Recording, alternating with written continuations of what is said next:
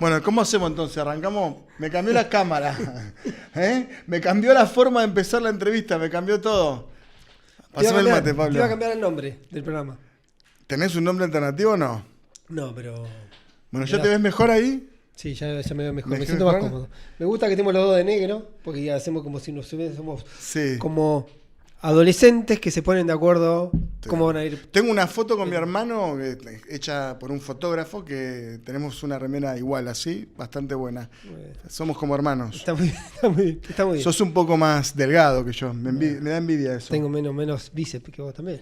Eso también, bueno, Bueno, pero entrenás igual, entrenás. ¿Cómo andas, Pablo? Muy bien. ¿Bien? Sí. ¿Cómo te sentís en esta etapa, en tu rol de periodista, digamos? ¿Sentís una cosa de que estás en una coyuntura singular, nueva, algo Sí, que ya totalmente. viviste? Totalmente. Creo que se nos junta los que hacemos periodismo y que somos un poco híbridos porque empezamos en el periodismo del diario de papel que cerraba a las 11 de la noche y al otro día se publicaba, premedios digitales, digamos, el convencional. Se junta ese fenómeno de la transición, de lo digital, del streameo, con un fenómeno político muy extraño. Yo creo que en construcción, todavía, cuyas reglas son muy inciertas en cuanto a cómo vincularse, a cuáles son el detrás de escena. Yo a veces suelo contar que es difícil, por ejemplo, saber cómo Milei tomó una decisión. Uh-huh. Antes era como un insumo muy de nosotros decir, che, vos tomaste esta decisión, ¿con quién la tomaste? ¿Cómo fue? ¿Para qué? ¿Con qué objetivo? ¿En qué contexto? Bueno, Sí, un racional de esa jugada. Pero ¿qué es lo que esconde ese racional? La hipótesis de que cada decisión tiene un porqué, un cómo, un quiénes y un para qué. Y Milei a veces te lleva a la sensación de que todo es espasmo. Uh-huh. De que eso fue así porque fue así. El otro día, ayer, te escuchaba en Futurock con Julia Mengolini y vos decías, bueno, a los políticos les cuesta conocer a los funcionarios, ¿no? Como Sí. no saben con quién hablar, no saben quiénes son, no saben de dónde vienen, son todos nuevos. Los mismos funcionarios me da la sensación a veces que tampoco todavía están aprendiendo el rol. ¿A los periodistas les pasa lo mismo? Y pasa lo mismo. Son actores más conocidos, pero no tenés un... Primero que también hay una peculiaridad que es la centralidad de Milei. Yo creo que se compara solo con la centralidad que tenía Cristina en la última etapa. Es un título eso. Anotá, marcá y dale. Creo que, digo, en cuanto a qué importa que diga Milei. Uh-huh. No importa tanto que dice Cordero, un funcionario de segundo Exacto. orden o tercer orden. Encima, eso se potencia por algo que pasaba también con Cristina, cuando el ecosistema de primer anillo no hablaba. Entonces, en un momento no hablaba Zanini, cuando era jefe de gabinete, Abal Medina tampoco hablaba. Entonces, era una única voz central. Con Milei ocurre exactamente lo mismo. Entonces, eso establece también mecanismos. Lo que pasa es que el peronismo, que siempre fue más caótico y donde daba la impresión, de hecho funcionaba así, que aún el tipo que era recién ingresado en un cargo muy menor en el ministerio estaba haciendo política, estaba jugando política, estaba especulando, estaba leyendo ese Todos proceso. con aspiraciones. O todos estaban mirando el proceso, tratando de entender y explicando y militando. Hoy hay una etapa más rara. Yo, por ejemplo, a veces encuentro información en personajes del mundo de las redes. Por ejemplo, ¿a quién No importa, mirás?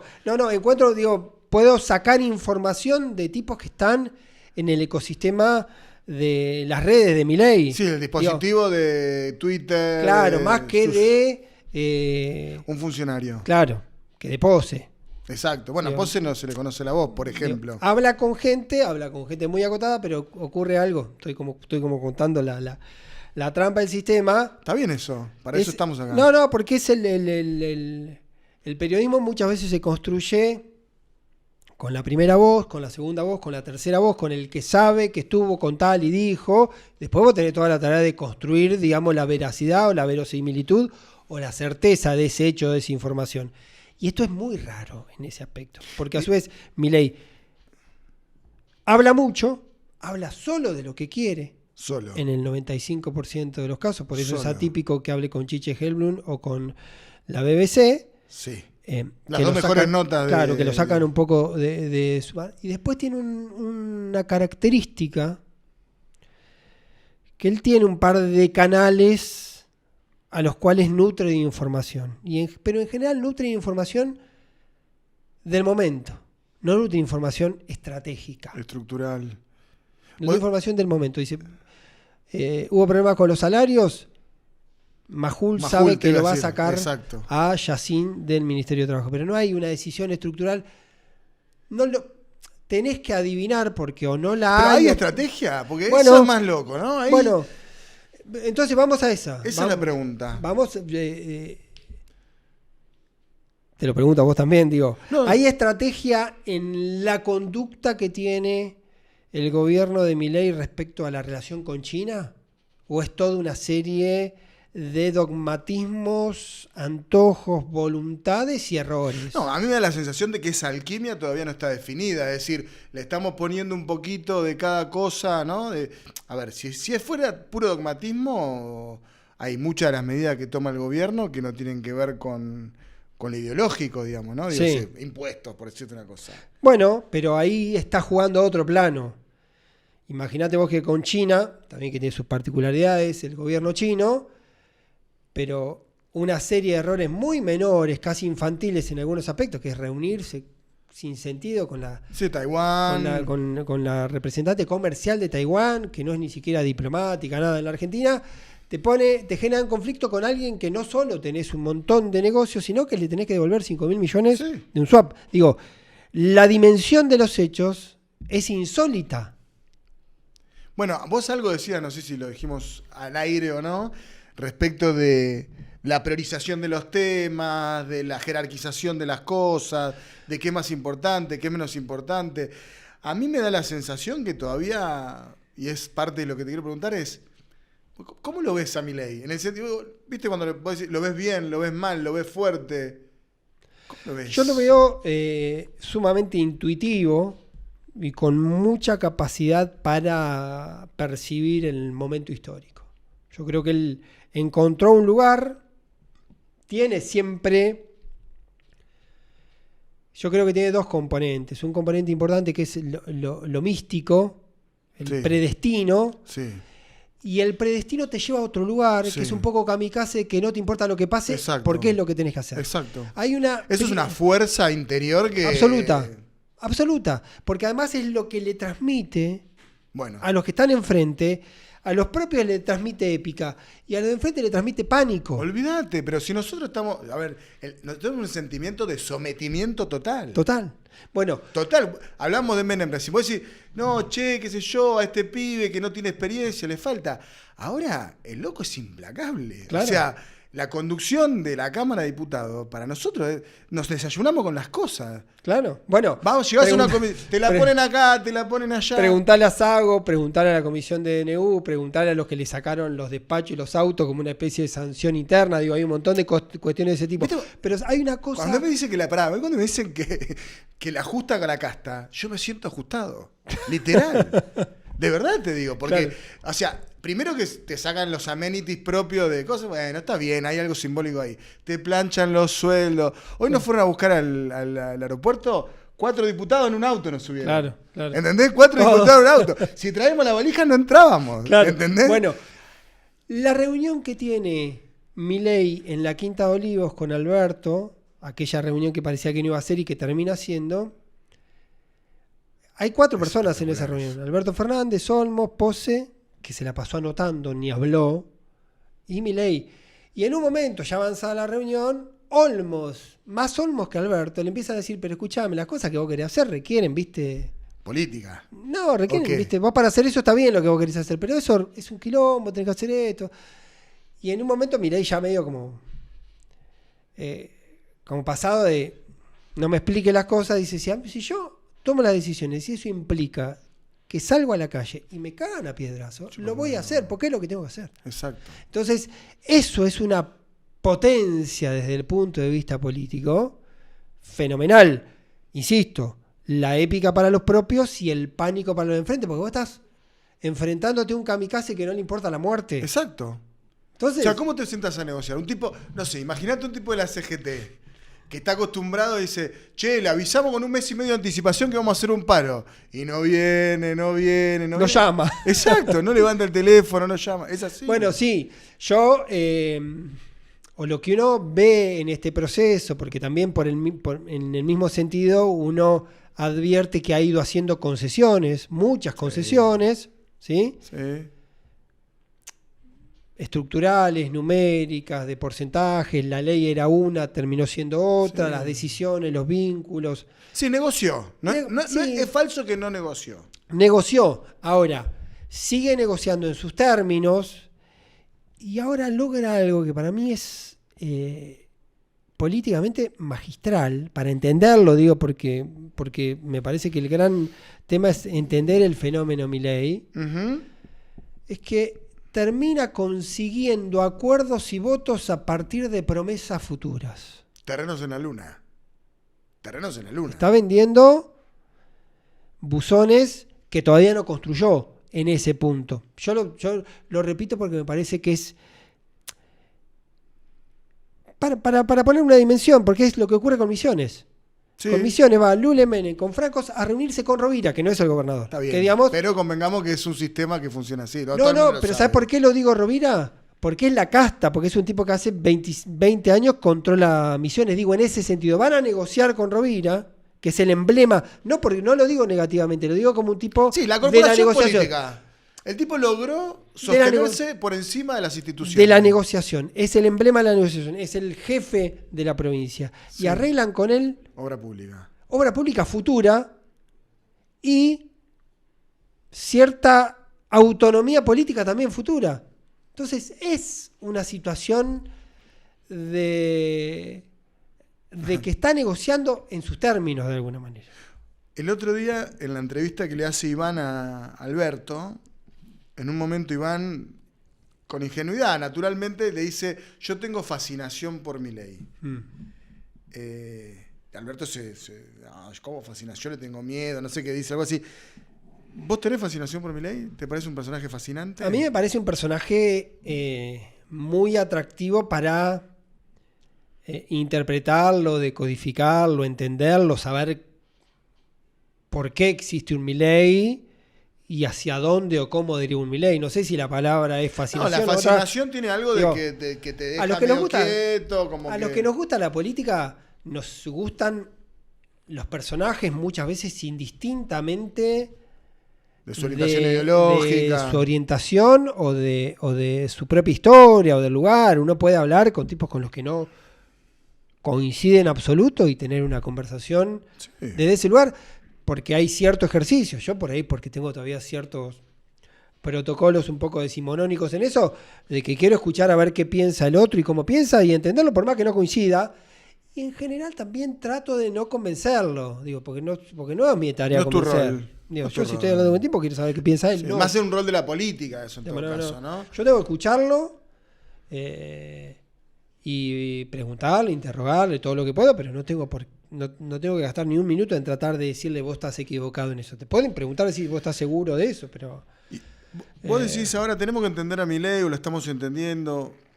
Digamos que desde el rol periodístico, vos planteás una cosa que es interesante, es decir, subjetivamente estamos en una transición tecnológica, de formas, demás, de la profesión periodística, pero al mismo tiempo también hay una lógica más de cambio de época en donde Milei es un emergente, ¿no?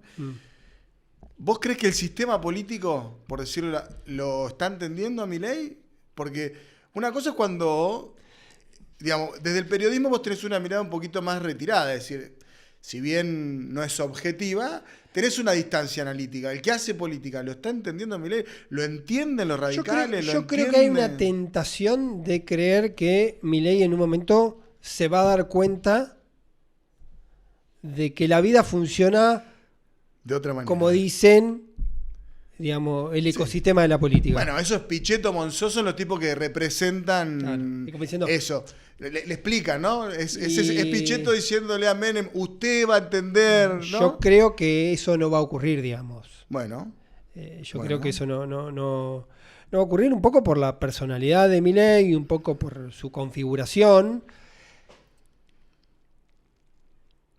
Quizá en algún momento yo creo que hay una pequeña trampa, y también la construcción del mismo de Milei es muy interesante desde ese lugar. Hay una pequeña trampa, que el sujeto de la épica y del misticismo y la idea de tengo que hacer lo que hago, sí, hay una determinación por lo divina. que sea, y no me importa el día después, Sí. también te pone la situación de que en un Milei, de que este Milei, por lo menos en el imaginario, no le importa la suya. En el sentido, no es alguien que está haciendo concesiones para preservarse, para continuar, para ser parte del sistema. Eso es cierto. Y eso le da un beneficio de que él no tiene por qué conceder a las reglas convencionales de la política, porque él no quiere seguir formando parte de esa.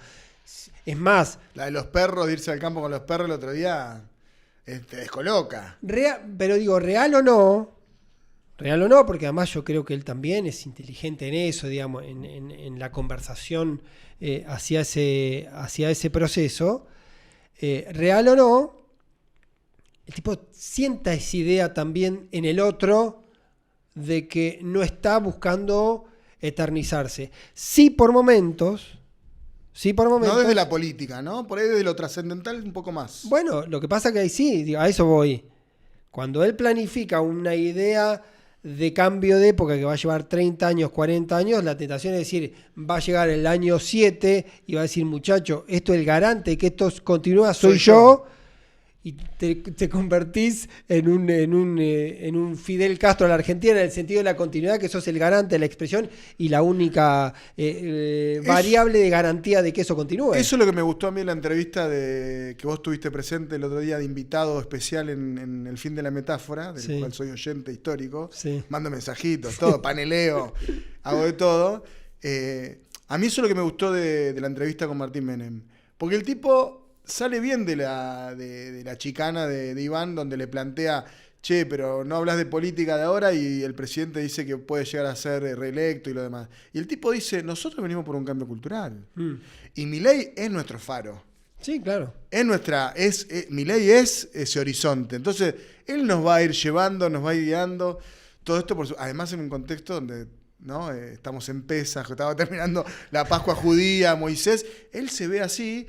Y de algún modo, digamos, sus fieles, por decirlo, aunque no lo sientan internamente, adhieren, ¿no?, a ese credo. Yo creo que una serie de componentes, incluso desde el punto de vista personal, su condición de soltero, sin hijo, esa especie de cruzado con un fin superior, ¿no? de orden que trascendental. Que uno tiende a pensar que lo trascendental es porque alguien se lo transmitió o porque en una mediación de Karina, Conan le dijo vas a hacer tal cosa. La fuerza también del cielo, ¿no? No, también puede haber una convicción absoluta de él y que busque un anclaje de ese orden, pero eso también lo pone muy liviano. Eso digo, me parece que el rasgo de él es la liviandad. Totalmente de acuerdo, y te lo voy a completar de una manera. Si él tenía en algún momento algunos rasgos, digamos, de inestabilidad emocional, por decirlo de algún modo. No digo que no los tenga más, digo que están controlados.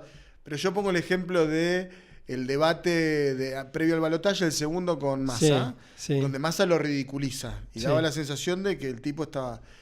A mí, es un concepto que lo dije ya la última vez, pero digo, me da la sensación de que esa inestabilidad emocional él se la traslada a la sociedad, y particularmente a la oposición política. Sí. De no saber qué hacer. Y el tipo está liviano. Que puede hacer cualquier cosa. Exacto, liviano, como cuando Macri te decía que a las 7 de la tarde miraba Netflix y meditaba. Sí. Pero un poco más, porque a diferencia de lo de Macri, yo no veo... En Macri había algo que no era verosímil. Se notaban las manos, se notaban los hilos de los asesores. Milei es genuino. Vos sabés que yo con eso tengo un planteo que a Macri... Lo repito porque no sé si es una reflexión, no es una certeza, pero digo, tiene un poco de certeza, pero digo, a Macri, Marcos Peña lo volvía más digerible para la sociedad. Sí, entre Durán Barba y Marcos Peña había... Digo Marco para Sí. sintetizar, pero el que estaba ahí Para todos era los el días. que le daba, le decía, che, mirá, derechos humanos, al pedo te vas a meter ahí, recibí la estela, sacá un tuit, digamos, hacer cierta... Con Milei, eso lo podría hacer teóricamente por la influencia que tiene Caputo. sobre la figura Santiago Caputo, y por alguna razón no lo hace. Yo a veces dejo como la variable de que no puede hacerlo, porque Milei puede ser indomable, hipotéticamente. Porque también Santiago Caputo es un tipo que le aporta ciertas cuestiones, tiene ciertas dosis de pragmatismo, de hecho aparece en algunas negociaciones justamente hacer eso. Pero también tiendo a creer... Viene de un esquema, digámoslo, viene de un esquema de un equipo de trabajo donde él asesoraba a Milei y hay otros que asesoraban a otros candidatos. Total, sí, ¿no? sí. Derek Hampton, Del que laburaba peronismo. con Patricia y Sí, Guille Patricia Garat. Aguado, la Sí, grilla, sí. su usina de Sí, pensamiento. el grupo MOVE. Exacto. No, pero ¿qué digo en el sentido de Santiago? Como que Santiago Caputo me da la impresión que no lo quiere volver digerible a Milei. No. Porque el producto Milei, como es taquillero, le sirve por lo menos para este momento. Entonces hago ese matiz cuando uno entiende lo que vos decís, me parece que acertadamente, de la credibilidad. Encontré una palabra para no ser tan brutal. Para mí hay una magia con Milei adicional, que es la siguiente. Lo decíamos hace un rato. A Macri también lo votaron sectores fuera de sistema, o marginales. Pobres de extrema pobreza, o pobres de extrema vulnerabilidad. A Milei ocurre lo mismo. Ahora, lo que sí me parece que puede haber, que no había con Macri, una identificación. Porque en un punto, Milei está fuera del sistema. Sí. Yo usaba una palabra más violenta, pero por ahí puede ser más gráfica, que es un marginal. Sí. Es un marginal que permite la empatía con otros Total. marginales. Digamos que el peronismo entendió siempre esa marginalidad como un tema colectivo, decir, bueno, lo plebeyo, ¿no? Sí. Lo plebeyo al poder. Acá es lo roto. Lo roto. Subjetivamente, lo personalmente, lo que es eso, sin hijo, con quilombo, ¿no? Como... Pero ese roto, que quizá tenía una cuestión aspiracional con Macri, pero Macri era lo contrario, tenía una mujer linda, una hijita perfecta, estaba ahí, olivos, una quintita de la cosas, huertita ¿entendés? orgánica. Ahora el que está ahí es un personaje que con matices se siente más identificado. Y te voy a hacer un registro histórico que te voy a llevar a la parte... Yo milité en el peronismo juvenil universitario en los años 90. Me gusta esta salida del closet. No, pero lo tengo asumido y lo tengo... y una vez me ocurrió algo, había una reunión de, creo que era FUA, y aparecí, yo estaba en La Plata, facultad de, en ese momento Escuela de Periodismo, después Facultad de Periodismo, en la agrupación peronista Rodolfo Walsh, y vinieron pibes peronistas de todos lados, 20, 22 años, 24 años, qué sé yo. Y yo venía con una mirada muy crítica de Menem. Claro. Y me empecé a encontrar con pibes del interior, de mi misma edad, de mi misma formación, que no lo veían a Menem como lo veía yo. Que tenían una especie de proyección, digamos, en Menem, que era uno de ellos que había llegado.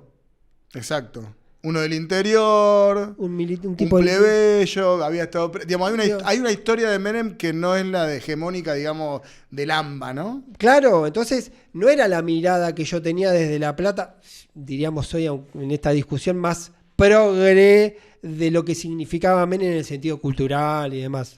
Había otra mirada. Entonces yo lo aplico o lo replico en ese mismo plano, que puede haber una identificación de algunos sectores extrasistema o aspiracionales del sistema que lo ven no solo desde lo conceptual y de lo político, sino desde la experiencia de vida a Milei como alguien que los representa y con el que tienen empatía. Bueno, ¿y cómo mastica eso la política, no? Porque vos decís, esta legitimidad que tiene Milei es una legitimidad que viene de afuera del sistema político, ¿no?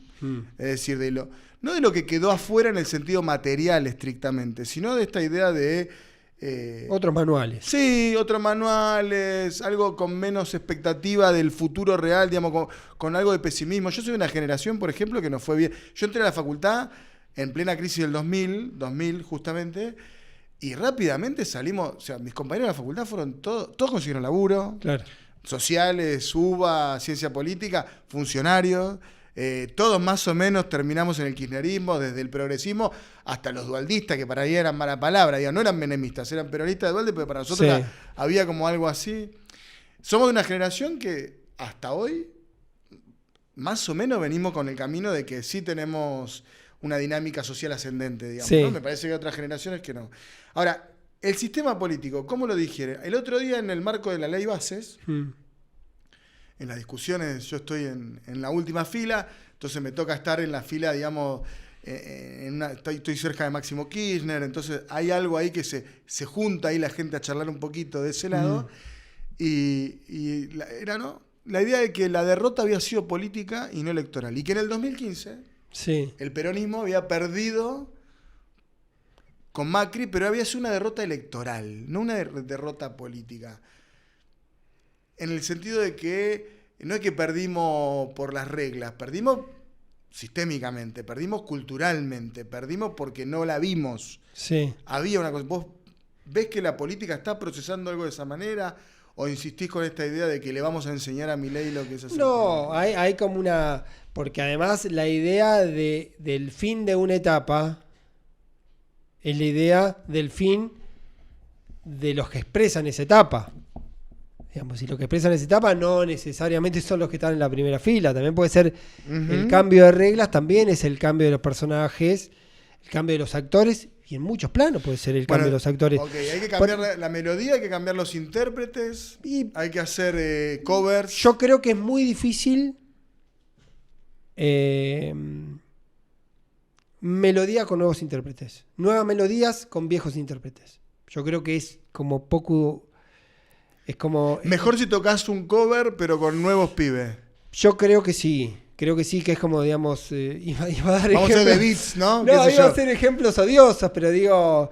Lo que pasa es que ir a ver a, no sé, a uno que hace Sabina en Bueno, un pero canto bar me vuelve... Bueno, no me gusta, boludo. justamente yo iba a decir No me Sabina. gusta. Yo iba a decir Sabina, digo, Sabina. Se te cayó el un DNI. disco, un disco de ahora de Sabina, del Sabina de siempre, no te va a producir lo que te producían los primeros Sabinas. No. A eso me refiero. Entonces, es siempre. Y si vas a la costa y te vas a un bar y hay un y tipo si haciendo Sabina, la cantás. Y si Sabina te sale haciendo un trapeo, no va. No. Entonces es el viejo. Entonces no son las nuevas canciones de los viejos intérpretes, son Todo nuevos no. intérpretes. Pueden ser canciones remixadas o no, pero tiene que haber algo. Yo creo que inevitablemente, además, estamos en un ciclo de la imagen, del lenguaje, de la conversación. Cuando habla de nuevo intérprete, también tiene que ser, uno imagina, en todos los planos, dirigentes que hablan distinto, que exponen distinto, que dicen distintas cosas de distinta manera. Estoy totalmente de acuerdo porque además creo que la sobreargumentación no sirve y además te cometés la tentación de defender lo que hiciste. Es decir, cuando vos vas en términos argumentales contra, vamos a suponer, la reforma laboral, ¿no? Es decir, finalmente da la sensación de que estás defendiendo un status quo anterior. Bueno, es la trampa que tienen en general los movimientos de los progresismos. Sí, pero sumale a eso la rigidez del sindicalismo, sumale a eso la rigidez incluso del Estado, del estadio del peronismo. Hay un escritor argentino que tiene un libro que se llama Capitalismo 4.0, Alejandro Galeano. No lo conozco. Y se detiene en un aspecto donde él habla de la militancia ecológica. Ajá. Y él dice la dificultad de la militancia ecológica, porque la militancia ecológica es pedirle al otro que haga un esfuerzo para que todo no funcione tan mal, no para que funcione bien, sino para que el calentamiento global, en vez de explotar en el 2060, explote en el 2085. Es decir, es una militancia ¿Te entiendo? de mucho esfuerzo con un premio muy relativo, porque es un premio poco atractivo. Mientras tanto, las derechas en general tienen... Avancemos, el cambio climático no existe, crezcamos, que la economía crezca hasta el infinito, que se consuman todos los recursos naturales, porque el crecimiento es así. Progreso con culpa es lo otro, ¿no? Lo otro es como decir, che, ¿me voy a ir en avión o me voy en bicicleta? Digamos, ¿cuál es el atractivo? Digamos, yo no me voy en bicicleta, tardo 18 horas, es una metáfora muy tonta, pero digo, el esfuerzo... Te entiendo. Tiene un premio muy, muy escaso. Ocurre lo mismo con la política, porque vos estás defendiendo en muchos aspectos el status quo, te volvés conservador, en ese sentido y es la trampa. Por eso el encanto de las derechas tiene que ver con esto, porque te ofrecen una variable distinta. Bueno, ahí vos me decías recién, ¿no? Nuevas formas de decir, nuevas caras, para decirlo más simple, ¿no? Sí. Es una discusión que yo escucho. De que hago política, me acuerdo que los dirigentes que iban siempre primeros en la lista decían, che, tenemos que renovar las caras. Sí. Y se iban La poniendo más primero. vieja es el trasvasamiento generacional. Exacto. Pero de algún modo hay como hay una aceleración, digamos, de la renovación generacional. Yo lo veo en Chubut, ponele, ¿no? Sí. Nacho Torres, jubila rápidamente un montón de dentro de Sí. su espacio político y de Y de enfrente, afuera. porque Sí. son 35 años, un pibe que tiene más futuro que pasado. De golpe, los que éramos los pibes quedamos viejos, porque ya somos más viejos que él. ¿Cómo ves que está resolviendo eso, por lo menos el peronismo, ¿no? Es decir, esta lógica donde se están discutiendo los liderazgos y cuesta, ¿no? Porque vamos a decirlo concreto, una avanzada de alguna manera del sector de Kicillof para buscar... yo no sería tan drástico en pensar en que lo que busca es despegarse. Yo creo que lo que busca es dar un paso adelante, ¿no? Pienso que eso... ¿Vos ves que ahí hay algo posible de lo nuevo o es un perro que se muerde la cola, esa lógica? En el caso particular de Kicillof tiene la ventaja y la dificultad de ser gobernador, digamos. Entonces, Sí. Cualquier posibilidad de proyección está atado a su gestión como gobernador. Uh-huh.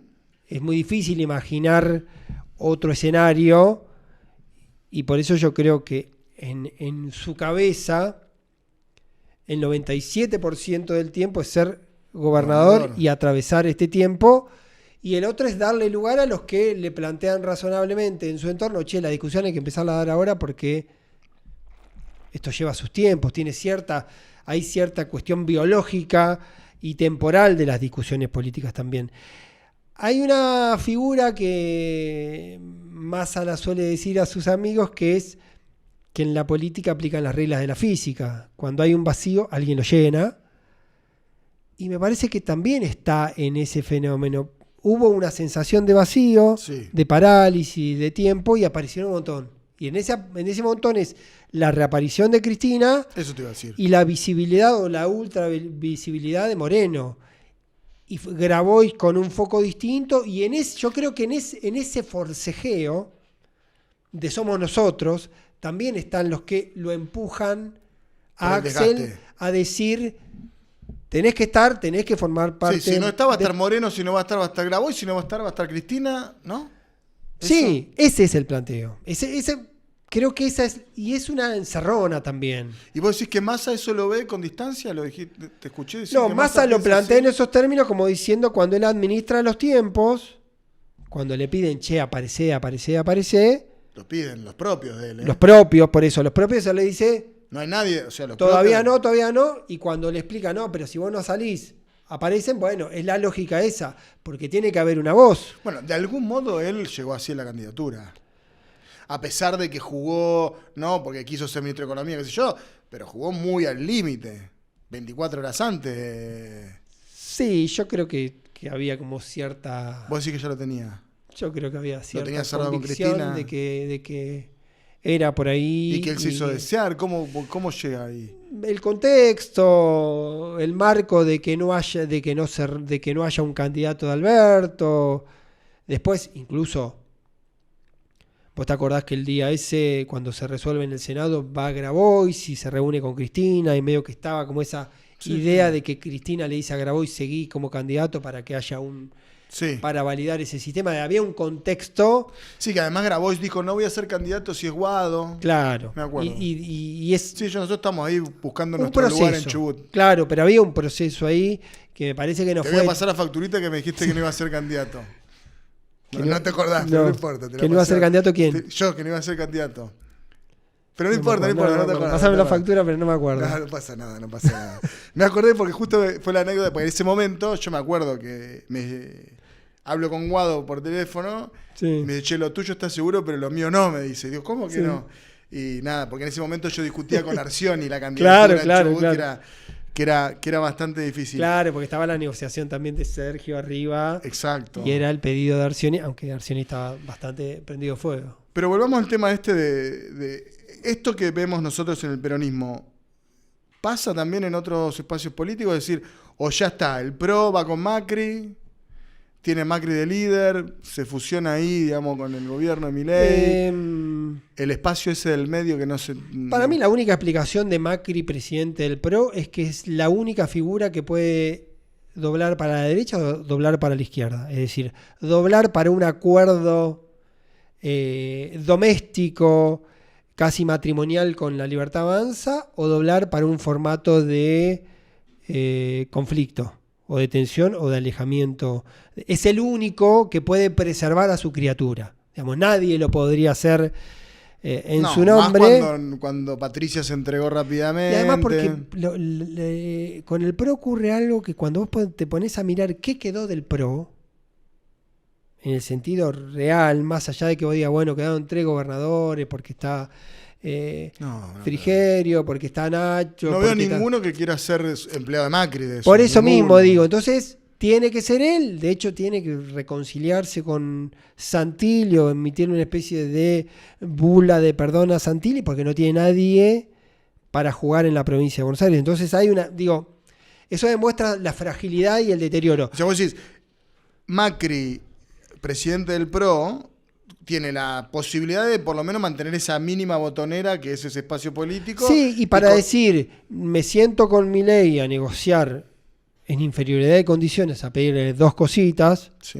y formar parte de la épica, cierto, más o menos llega más o menos bien, y si tengo que confrontar, poder salir a decir, esto estaba mal, yo le decía a Javier, entiendo, iba a chocar porque esto no era, que más o menos lo que dice en privado, lo que dice con el hijo, lo que dice con otro, digamos. Ninguno podía sostener esa franquicia, no, y digamos. con el radicalismo ocurre algo parecido, digamos. Hay como un multiverso del radicalismo que tenés 3 tribus que funcionan disputándose entre ellos. No, digo, lo simplifico un poco en diputado, que es de Loredo, Manes y el lustoísmo, que tenés, viste, esa convivencia. Sí, nosotros llegamos a la votación con alguna expectativa de que Manes votara con nosotros. Sí. Y no ocurrió, digamos. Y no ocurrió. Bueno, digo que en las lógicas internas juegan esas variables que no sabes cómo se van a ordenar. También es cierto que el radicalismo por ahí es un poco desmesurado que lo diga yo, pero el radicalismo tiene, viste, como esa cosa muy endogámica de pensar siempre hacia sí mismo y después explicar el mundo a partir de sus principios. De hecho, había una discusión de Loredo, Cacase, Negri por el tema de la AGN que tenía un poco esa lógica. Entonces, hay una cuestión ahí de ese orden. Y lo que queda, porque lo que se rompió, que está absolutamente roto, es Juntos por el Cambio, ¿no? Es decir, eso es lo que está roto y las partes se vuelven a juntar en sí mismas. El PRO por un lado, el radicalismo por el otro, y ese espacio que sigue siendo una especie de agujero negro, que es lo que hoy simboliza Pichetto, pero que ya existía. El otro día también lo decía Pedro Rosenblatt en Radio Con Vos, cuando lo entrevistaron ahí, que hablaba, esto ya existió con Massa, con Urtubey, con Schiaretti, ¿no? Que ahora podría decir Pichetto, Yarlora. Con la Baña en su momento. Exacto. Digo, tenés esa lógica. Es un espacio que a veces parece ser el de la corrección del sector del poder clásico, convencional, no kirchnerista, que dice nos gustaría un país gobernado por un Pichetto. Exacto. Que después un país más gris, ¿no? Sí, no, pero que además tiene una dificultad porque es imaginar un escenario que no logran romper las antinomias, las polarizaciones, las miradas del mundo, y siempre queda eso sobre el final, porque alguien puede ver fantásticamente a Pichetto o a Monzó y después el votante dice, che, entre Carina Milei y Guado, en el 2025 tengo Carina Milei, tengo Guado y tengo a Monzó. Y en algún punto termina siendo más funcional, digamos, la opción polarizadora. Por más que objetivamente te pueda parecer fantástico, digamos, Emilio Monzó o Pichetto. Sí. Entonces, esa dificultad... hay algo, ¿no? Que se pondera. Yo igual creo que cumplen un rol. Yo creo que cumplen un rol. Cumplen un rol porque es como decir que hay algo más, y aunque después electoralmente no reditúe, pone en la conversación otras opciones. Si no, estarías en un negro-blanco absoluto. Y alguien tiene que aparecer a decir, muchacho, existen los grises o existe el cuadriculado donde se puede más o menos pivotear. Bueno, digamos que eso lo hizo Pichetto hasta que decidió ser candidato a vicepresidente, digamos, ¿no? Los 4 años de Macri, sí, Pichetto bueno, y en un momento cuando había que jugar y vio que eso no se abría paso, digamos, no se abría el Mar Rojo, termina de ese lado. Quiero decir que más, por eso pongo dos planos entre... Te lo voy a llevar a algo muy presente. Si no hubiese estado Pichetto, sí, hubiese aceptado, otro actor hubiese llevado la reforma, hubiese cambiado la reforma laboral que proponía el radicalismo. Digo, si no hubiese estado ese... No, por eso digo, no hubiese habido ley bases. Por eso digo... Pero a mí me parece que siempre parece como garante de la gobernabilidad.